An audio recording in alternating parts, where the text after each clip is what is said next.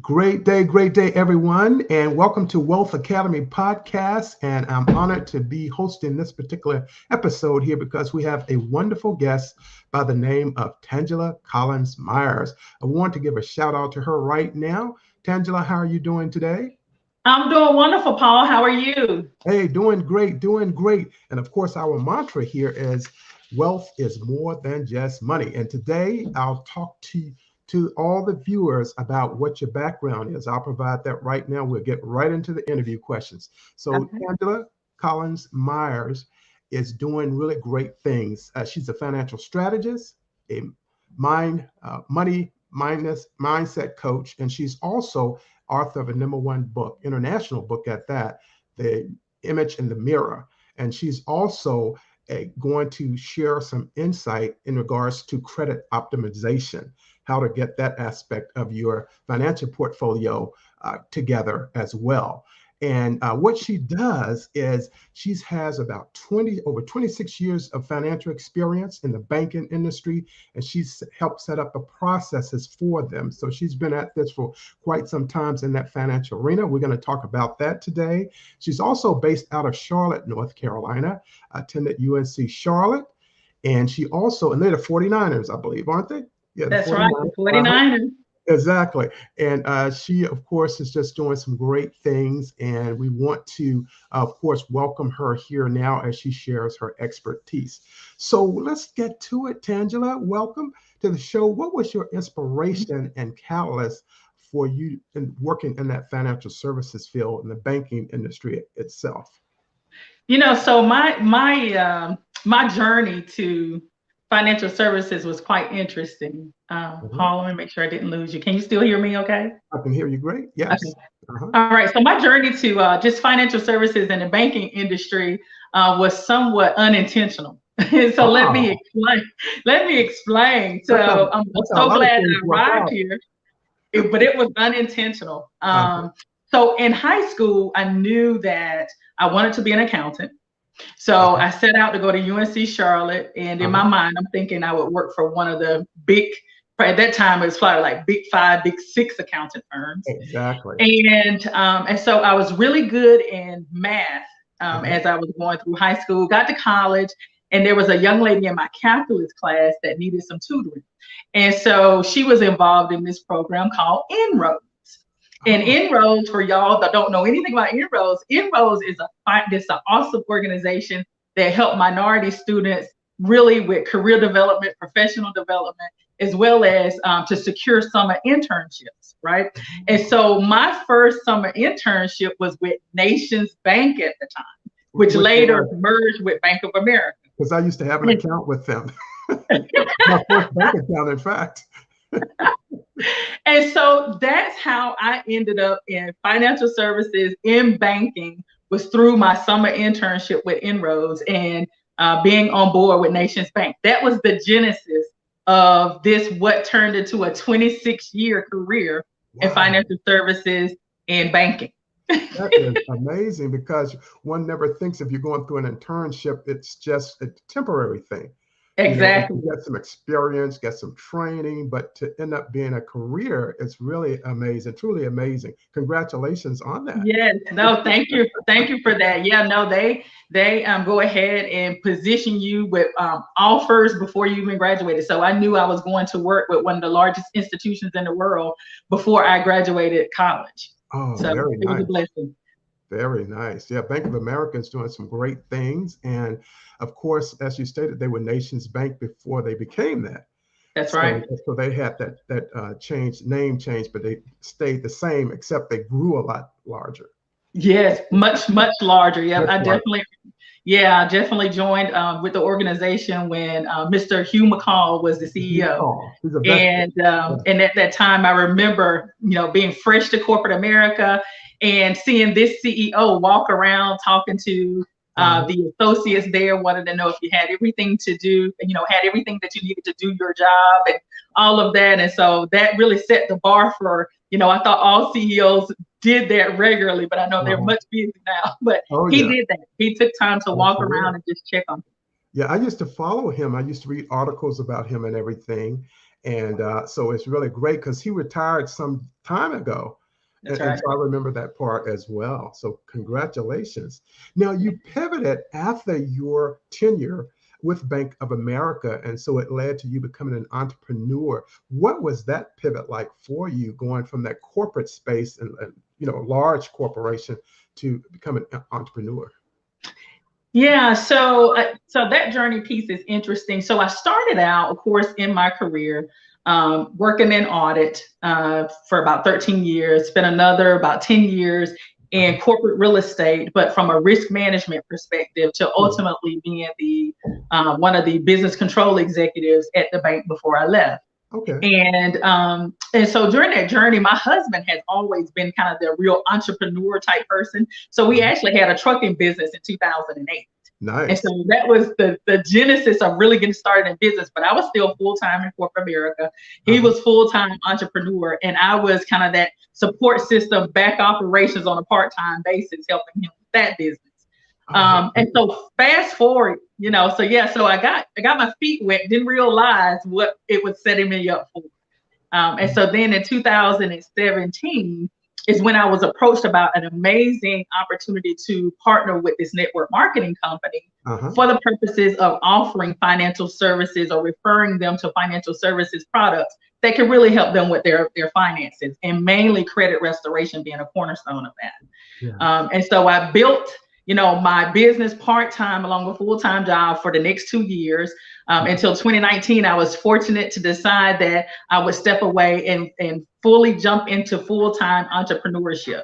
And let me tell you, it was a scary jump. But I knew that with all of the training and the education and everything that I had acquired along the years, that it was something that I was equipped for. I knew I was equipped, and I knew that it was time to make that pivot, just to make a greater impact if you want to really get into individual homes. And that was what I felt when I made the decision, it's time. And so it was about greater impact. It was also, quite honestly, about me getting more freedom and flexibility for myself because I now have a 16-year-old son. And so I wanted to make sure that I was there, I was available for him. And so 2019, I never saw it coming, but it was a great time to make that pivot and transition into full-time entrepreneurship. Oh, absolutely. And I tell you, that's really a remarkable transition there because, again, you have a spouse who's entrepreneurial in what he does, and then you still have a leg in that corporate as well. And so the positioning for that was really good because when you came out, it wasn't as though you were coming out with nothing, but you actually had assets, you had knowledge, and you could transition. And looking at that network marketing opportunity is always a good one too when you ride that wave. Absolutely. And the great thing about what I like about what you said is the fact that we know what happened in 2008, 2009 with the global economic issue, and now we're finding ourselves in a similar position now with the pandemic. Absolutely, absolutely. And I will tell you with the 2008, when we start seeing the downturn, what I love about my story and what I bring to the table when it comes to finances and really someone building a strong financial foundation is I come from both sides of the table, meaning I was in banking. I understand what it takes to get approved, to leverage your credit and things like that. But on the flip side, we find ourselves, unfortunately, in 2010, having to file bankruptcy because of our trucking business and because of the downturn. And so I was on both sides of the coin, if you will. So I know what it feels like when you are securing your finances, and I know what you feel like when you're not.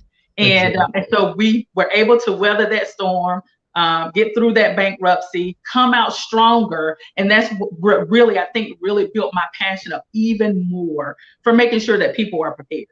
Absolutely. And so going into this pandemic, it's a different story. So we started the trucking business again in 2019, late 2018. And so, it's a story of, things didn't work out as we had initially planned. Some unforeseen things happened, but that doesn't mean you need to stay down. You need to get back up. Exactly. And you have that great learning. You learn from it. The 08, 09, you learn from it. So those are really good too. And as it states, if we don't repeat the same thing over, then we've learned that lesson. That's right. Absolutely. And that's really great. That's really great. Now, you're also a money mindset coach. and you're very passionate about helping people to create a growth mindset. What should viewers know and understand about creating the right money mindset to help them become financially literate? I think the first key is, and I think the key to anything is always, you got to look within inside. You got to look inside yourself. And I think that the hardest part is doing that self-evaluation, that self-inventory. And what I say, just getting real with yourself, right? And so a part of really starting to shift to a growth mindset is looking at your current situation and deciding you're tired of being where you are. Exactly. And then once you're tired of being where you are, then you're going to see yourself take some action. You're going to see yourself take some action with getting some knowledge, reading some books, you know, like Think and Grow Rich. I'm reading Rich Dad, Poor Dad. So just a different way of thinking about money and finances. And that's the key, is look inside, be truthful with yourself about where you are and where you want to go. And now beginning to really learn about what it means to have a fixed mindset versus growth mindset. And the bottom line with a fixed mindset says, you look at your situation and you think you're doomed. You can't change it. Like, you just have to live with it and suffer with what you have. And that is not true. That's very You can make some changes, but it starts being honest with yourself and then changing your mindset. Watching the words you're saying to yourself. I understand now, as I was growing up, when you would hear a lot of adults say there's no such thing as the word can't, because can't starts to really limit you. It keeps you in that fixed mindset. And there's a great quote out there that says, if you think you can, you can. If you think you can't, you can't. And so it all starts in your mind. And so once you fix your mind on what you want, where you want to go, then that is where you will go. So if wealth and abundance is where you want to go, it starts with, you know, that talk of, you know, eliminate those defeating phrases like I'm broke. You know, eliminate that fear of I'm never going to have enough money, because money is made to be moved and multiplied. And so you're going to have, and, you know, not hoarding your money. Let it go. Give. It will come back. And so it's starting with that mind and that get real conversation with yourself, and really saying, you know what, enough is enough, and I'm ready for a change. Yes, it's really getting off of that that hamster wheel, if you will. Yes. And people on that, they're used to doing things the same way all the time financially with their money, and they just have to have a new approach to it. That's right. And not be captured by, like you said, that negative thinking, and get those positive books that can help one make that transformation. Absolutely. And I would tell you one one fixed mindset thing that I didn't realize was so fixed until, you know, I start digging into this deeper. So there's, you know, I always thought that you had to save everything that you got, you know, all of your money, you had to save it. And money, in order for it to grow, it has to be made, moved, and multiplied. Right. Absolutely. And so to be multiplied, you're going to have to put it in different places. So that means you can't just hoard it in a savings account and think that it's going to grow for you. And so just thinking that I had to save, and I learned that, unfortunately, in my childhood coming up, that I was supposed to save every dime that I had, because I saw my mother literally save 4 or 5 paychecks at one time, and also say, I don't have any money. And so that's counterintuitive. So something that I thought was, okay, this is the way to do it. You realize, wait a minute, this way is not allowing me to generate wealth. Quite honestly. Yeah, the banks get rich. The banks get rich, but then, you know, with the interest rate being what it is today, or what it isn't today, there's no way saving is going to be the magic bullet. Right. You know, and money, as you stated, with the change and transformation in the mindset, that's growth. But the same thing with money, you have to fertilize it in order to help it to grow. And you fertilize it through investments and other donating money, different things such as that. So yeah, absolutely. Now, one thing that you do, and you have that ability right now, is that you have the awesome power to impact credit restoration for individuals, families, and communities. That's what it impacts. What do you want viewers and listeners to understand about the importance of having a strong credit as a part of their financial portfolio? Because it is a part of it, whether people are conscious of it or not. Absolutely. Absolutely. I think one of the biggest misconceptions out there is that credit is not important, right?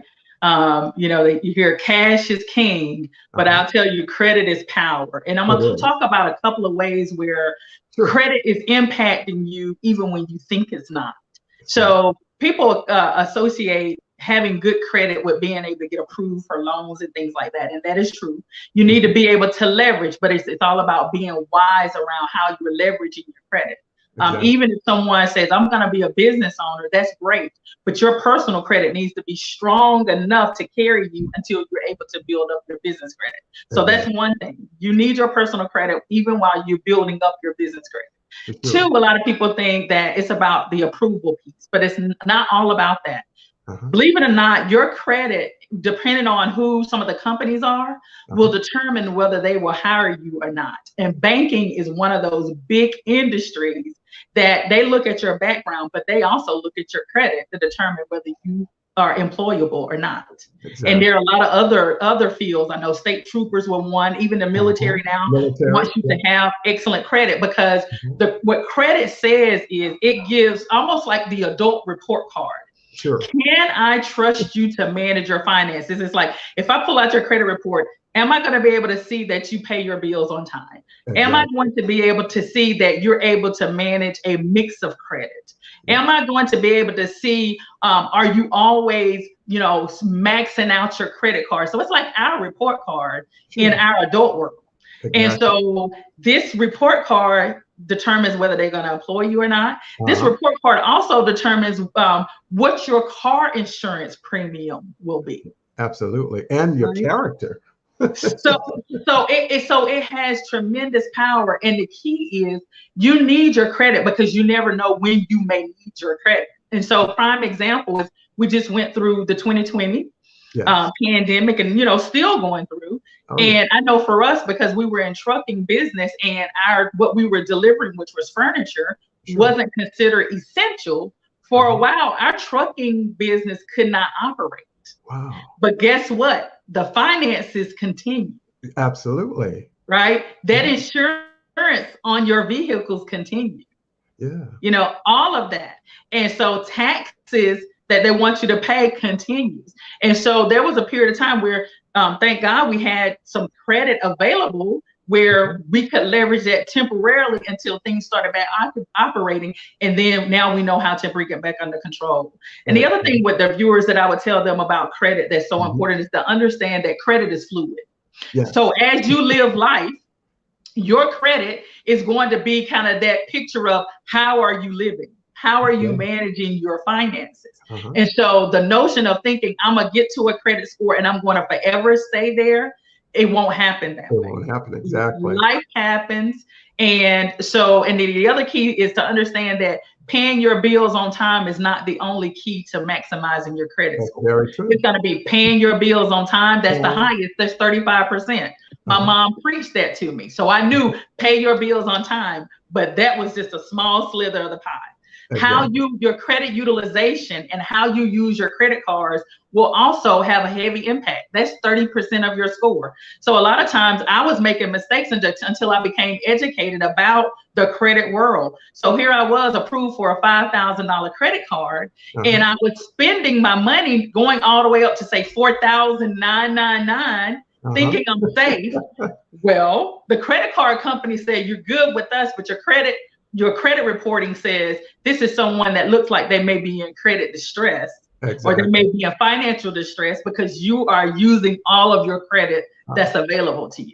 And the interesting thing about it is that wealthy people run into that problem as well. The seven-figure earners, they run into that as well. Absolutely. And I would tell you that when I got started with the credit restoration business as in network marketing, I started to understand how this is something that it impacts anybody. Because there was a young lady that got started in the business because she was looking to get a $50,000 tax lien off of her credit report. Right. And so you say, wait a minute, $50,000. We're not talking about someone who doesn't have money. Exactly. Wow. So life happens to everybody. The biggest, thing that I see that affects people's credit is when, unfortunately, they go through divorces. Exactly. That always hits that area. Yeah.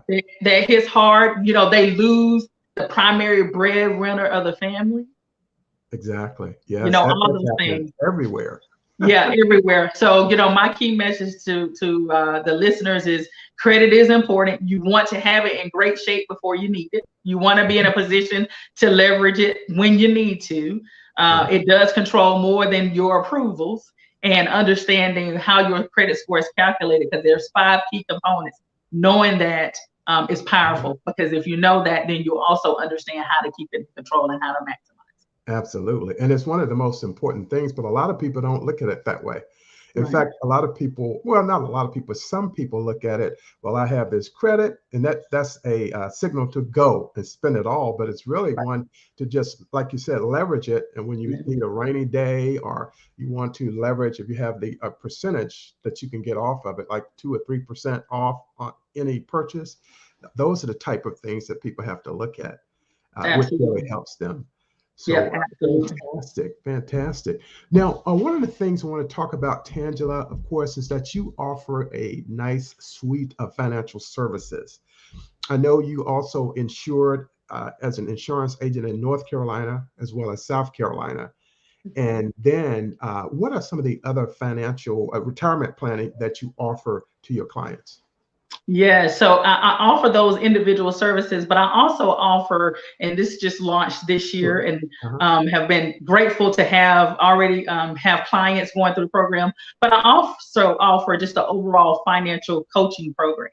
Got And it. so it really is geared toward helping people who want to really change their financial outlook, really get a good blueprint together to help Mhm. start making some of the right financial decisions that put them where they want to be. And what is always so a powerful discussion initially when I talk to any client is understanding when it comes to your finances and your goals, it all starts with what do you want? Exactly. So what financial life do you want to create for you and your family? Is it important for you to leave a legacy behind, and how much? And so Exactly. we offer that full financial coaching so we can get in and understand, where are you? Let's talk Mhm. about, where do you really want to go? Right. Exactly. And Yeah. a lot of times I find that sometimes the conversations can be somewhat stalled because people are focused on what they have. Yeah. And it's like, no, put your blinders on. We're Uh-huh. going to talk about what you have. I just need you to dream a little, right? I need you to dream Exactly. big. Where do you want to go? Yeah. Then now we can start talking about where you are versus where you want to go, and let's get a plan to get you there. Yeah. But on the solution side, it does come down to being able to offer people credit restoration services through the referral program of my network marketing company, but also budgeting, Yeah. debt pay down. I was able to, pay my car off a whole year early using our pay down system. So it really Mhm. helps you get clarity around what you have and how much you're paying out. And more importantly, give you a strategy for, how do I not tackle this so I can chip away with this and get away from under so much debt? Because that will weigh you down. It Not will. only financially, that will weigh you down mentally as well. Yeah. A lot of people Um, give up if their finances aren't straight. It causes depression. yeah, People get sad. I mean, it can cause a problem, especially if they're not able to get a promotion or bonus, what have you, because they're that's kind of right. stuck, feel stuck. Yeah, you absolutely feel stuck, and I think also what we saw, and we heard it, and we see it from a biblical standpoint too. We talk about Mhm. multiple streams of income. I Yeah. think 2020 really helped us understand the impact. If you only had one stream of income, Uh-huh. like how detrimental that could be for you. Yes. Yes. And And then that so has a factor on the taxes as well. absolutely. Yeah. So just learning about those wealth principles. You don't put all your eggs in one basket. Hey, we've Uh-huh. heard that cliche forever, Oh and I yeah. think we saw it come to life and Yeah. come in color, Uh-huh. right? And but so those are some of the services that I offer. Retirement planning, because one of the things that made me so passionate and decided to get started with retirement planning is Uh-huh. actually because I retired. And so Exactly. when I retired and I was talking to my own financial advisor, we were discussing, my 401k and other things. And what I started to realize through discussing things with him is there are some decisions that I could have made a few years ago Sure. that would have set me up nicely Yes. for Uh-huh. the actual retirement. And so I said, more people have to know much sooner. You Sooner. need to Right. start talking about retirement and making plans and putting strategies in place, Uh-huh. even in your 20s. it's In the not 20s. too soon to Yes. start talking about retirement in your 20s, because now you have some time on your side. And Yes. if you already know what the strategy is and where you want to go, now you've got all that time to work toward getting to where Right. you want to go by the time it's truly time to retire. Not after you're there and you're like, oh wow, I'm I here. could have done this 10 years ago, and Uh-huh. I could be this place instead of this point. Yes. So that's when I became passionate about that, because I don't think, especially in the 20s, I didn't hear it. You don't hear a lot of conversations about, Exactly. really thinking about retirement planning, and it's planning. So that Yeah. means you need a little time. Yes. And I guess to a very certain extent, sometimes when we look at today, and let's say we go back to our 20s, some of these products weren't offered at that time. That's part of it. And then the other part is that we're just trying to make it. In Yes, our 20s, we're like, hey, I'm just getting started. I have plenty of time. And then we find out that calendar moves a lot faster than we realize. yes, yes. It moves a lot faster. I would tell you, I can sit here in my 20s. I know I traveled a lot, but I Me think too. if I look back, it's like, hey, I could have forfeited, 1 or 2 trips that year to Me put over too. here in this retirement fund, where That's things right. would have been a lot more where I wanted to be at this point in time. But Exactly. I know what you mean. I know what you mean. So what I tell people when I talk to them or I'm doing a podcast, I just tell them, I said, don't worry about what you didn't do then. Just start where you are right now. that is true. You can still save a nice little piece of change if we just start now and just all we have to do is just, like you said, switch that mindset a little bit. Absolutely. Do I really need Absolutely. this cable? Do I really need this subscription, et cetera, et cetera? It all adds up. It all adds up. And I think just, helping people understand, we're not talking, just starting with something as small as $25 a month can Yeah. have a significant impact. And I know for me, when I think about retirement, when I was thinking about retirement in my 20s, you think about having to have a lot of money to Right. be able to make impact. But no, you just start with a little small nest egg. It's called compound interest. It's going to be Compound your interest. best friend. And Exactly. it's going to compound over time. Just keep putting in and leaving it there. It's going to grow by leaps and bounds. And so I Exactly. think just understanding that. And then from a life insurance perspective, as a part of kind of also offering workshops along with my financial advisor, having life insurance was a part of that. Twofold, because with my network marketing opportunity, we have a suite of services and we talk about the importance of estate planning. Yes. And so when you talk about having planning for your estate, well, you need to make sure you got some things to plan for, right? Exactly. But more importantly, just also helping people understand that life insurance is an awesome product that the wealthy know how to use They to know how to generate use it. more wealth. Absolutely. Get that whole life plan and get that death benefit, and Yes, you're on your way. and on your way. So just helping people understand, life insurance is not just about when you die. Yeah, not just about the term either. Yep. Yeah. It's much broader. And like you said, even the banks have policies. They do. And then some of the executives get their salary through the policy. Exactly. It's a term called key person insurance. That's correct. That's correct, though. Absolutely. Absolutely. So thank you so much for that. And let's talk about your book now. #1 international best-selling book, The Image in the Mirror. Tell me what that's all about and how it all came about, and then what you did to contribute along with the other authors, some of the other authors. Awesome. So starting in 2020. So 2020, January 2020 is when I got connected with the visionary author, and I had no idea that was going to be the catalyst for later being a part of an anthology titled The Image in the Mirror. So amazing lady by the name of Joan T. Randall, who has a publishing company called Victoriously You Press. She's a international #1 best-selling author, I think like 10 or 11 times. So just very knowledgeable about writing, very knowledgeable about publishing. So I got started with her in January. She was doing a 31-day journaling with Joan and Jesus. So, and I had always heard journaling was something good, right? That was powerful in itself, 31 days. And so one of my great friends, Angela Hope, had told me almost like a year before, maybe a year and a half, you've got to meet this incredible lady, Joan T. So I started following her.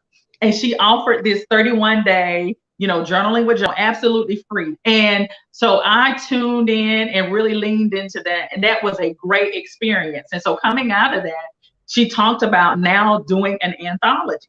And so I was like, well, when she said it, I said to myself, I'm not an author, so that's not me, right?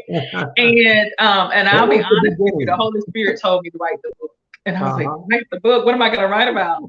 And so, but the story is, the book is amazing. It's an anthology, 19 authors that really share their story and their journey around how did they start to really embrace the image in the mirror and live limitlessly. And so my particular section in the book is called From Shy to Shy. And so growing up in school, I was just a very timid young lady. I was just very reserved. I grew up as an only child, although I do have other siblings for my dad. But I grew up as an only child. And so I was very reserved. But fast forward, I got into corporate America, went to college, and just through experiences start to really, I think, come out, really flourish. Right. And so the second shy stands for, and it's S period, H period, Y period, which is soft-spoken, humble, yet powerful in God. And so it really is a journey that talks about how did I arrive at where I am today. And it's also looking at where I was. And so starting out, that timid young girl had to go through some things, having experiences and key people around me, like the Inroads opportunity, being a part of my great sorority, Delta Sigma Theta Sorority Incorporated, just embracing that sisterhood. And so it was just like experience, and just the right people were set around me to help bring out, my gifts and my talents. And I remember one of the Inroads leaders said, Tangela, when I first met you, you were so shy. I just didn't know. She said, but I could see you were that diamond in the rough. And so she gave me an opportunity. And so I know what it means to have a lot of potential and greatness in you. And you just need the right person to believe in you and help pull that and cultivate that out of you. And so that's what my story is really about: forgiveness, going through some relationships where I had to overcome some challenges to get to where I am. And so I know one of the things that is going to be forthcoming is me starting a mentoring program for young ladies that may be on the shyer, quieter side, because I know they have a tremendous amount to offer. They just need someone to believe in them and help them to grow and cultivate that. Absolutely. That is beautiful, because it's definitely needed, because we live in that society today, especially with the younger young ladies, that the communication is different. It's texting. It's not person to person. It may be a phone call. It's not a letter. Like I remember I used to write letters, right, to people and my relatives and friends. And a lot of that doesn't happen anymore. So opening people up. And I think that is just fantastic. And thank you for sharing that, for sure. So let's also talk about a wonderful program that you're in, the Classy Credit Chicks. Correct? Classy Credit Chicks. That's right. Let's talk about that a little bit. So the Classy Credit Chicks is really, so when I talk about being a part of this network marketing company, it's United Credit Education Services. And there's a group of ladies, we've decided, listen, we need to come together as women in network marketing, because one, helping women just to get a handle on their finances. Two, it's a movement about really helping women come together to collaborate. It's collaboration over competition, continuing to help, because we understand that women play a very important, vital role in the family when it comes to educating our children, when it comes to, just also being able to instill those financial principles in with our kids. And so it's like, listen, Classy Credit Chicks, we're in a movement to help change the trajectory of families, to help other women become six-figure, seven-figure earners, where now, you have the opportunity to not only be able to help earn and support the family, but you create that flexibility for yourself, and you can show other women how to do it, and you can now also be on the front line educating our youth. And so Absolutely. the Classy Credit Chick movement really is about, that mindset. It's about how do we start to pivot to truly generate wealth? What is it that we don't know that we need to know? And so it's a whole movement around self-development, education, a solution and an opportunity and a vehicle through our network marketing company to be able to do that. Yeah, because I heard that 85% of all households, the money is led by the woman. Exactly. That much of the family, Yeah, finances. yeah. And that has changed, right? Because that hasn't always been the story. Women have been traditionally known to maybe be at home, but more women now are, entrepreneurs, full-time business owners, CEOs are working in corporate America or for other companies to help bring income into the household now. Exactly. So that's a wonderful program. And I have on here, I want to make sure that people get your contact information. I have here that is www.tangelamillscollinsmyers.com. That's correct. And they can go there. They can get you on LinkedIn, of course. Right. And is there any upcoming events that are coming together here in the next month, let's say? So there is. So in December, I will be having a financial goal setting, and this started last year. In January for me, because I was you think about setting your goals for the year. I just felt like it was important to have an emphasis on financial goal setting, because usually most of the time, if you look at most goals you have, there's a financial implication to that. Right. Yeah. Most people look at the health or mind, body, spirit type things. Absolutely. So really financial goal setting. So again, really getting clear on what do you want? Where do you go?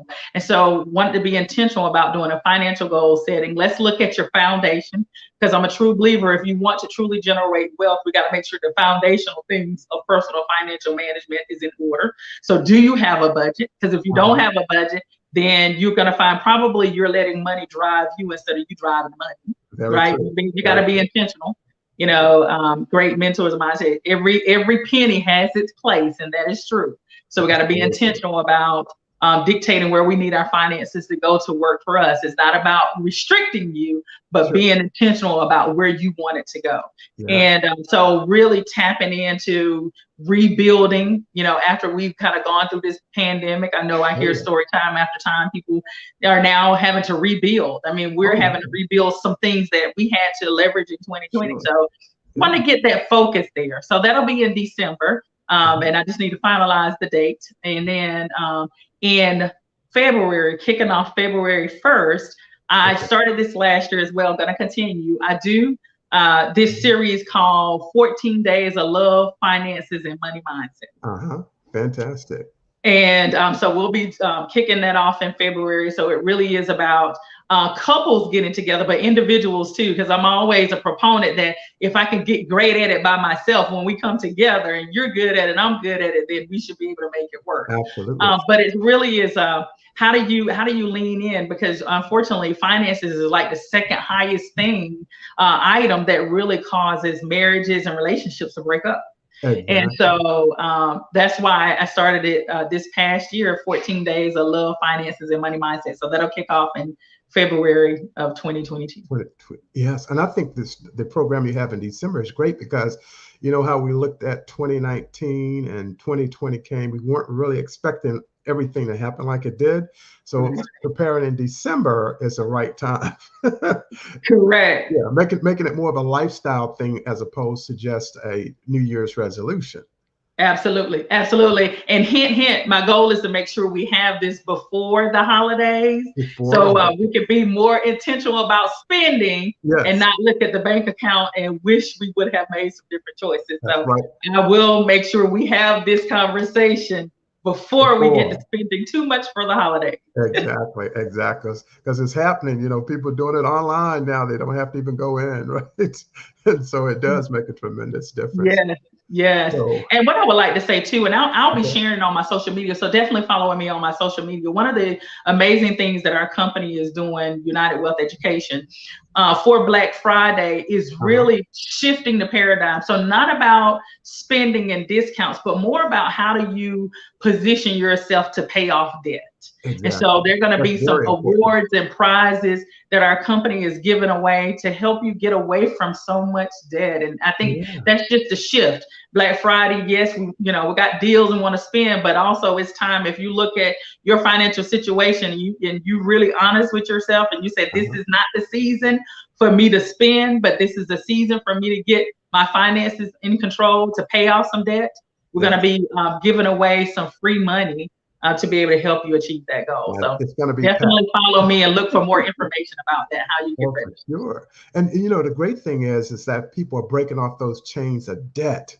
Debt is Yes, holding so many people back. People are actually struggling right now, especially with this inflation taking place. So yes, getting rid of the debt will help that situation. It absolutely, definitely help that absolutely. situation. So you have some great programs that are coming up, and we want all the viewers and the listeners to look at your podcast. It's going to be episode 158, where they can learn more about this and more about you, and of course, go to your website. And we want people to do that, and we want people to sign up for your program in December and February as well. So, Tangela Collins Myers, thank you so much for being the honored guest of Wealth Academy podcast, and we honor your presence and all of your expertise that you provided today. It was just amazing. I really enjoyed it myself, and I know that you're going to continue to do great things because you're making a difference in the lives of others. So, thank you very much. No, thank you so much. I'm so honored to be here, and thank you for just allowing me to share on your platform. Oh, you're quite welcome. Anytime, anytime. All right, everyone. Again, we had the awesome presence of Tangela Collins Myers. She's a financial strategist, #1 international best-selling author, money mindset coach, as well as financial coach. She's in that financial services area, and she also wants you to understand more about the credit score optimization program that she has. And I think that's very important as adding it as a part of your financial profile, because a lot of people don't think about that credit score, but the credit score is thinking about us, right, Tangela? That's right. Always. Yes. So thank you all. Get out there on Apple Podcasts and rate and review episode 158 with our honored guest, Tangela Collins Myers. Have a great day, everyone, and I'll see you on the next episode of Wealth Academy Podcast. Tangela, have a wonderful, wonderful day and week as we lead into these holidays, my friend. Thank you so Awesome. You much. too. Thank you so much. Goodbye, All everyone. right. Have a great day, everyone. I'll see you on episode 159 on Thursday. Thank you. Thank you. Goodbye. Okay.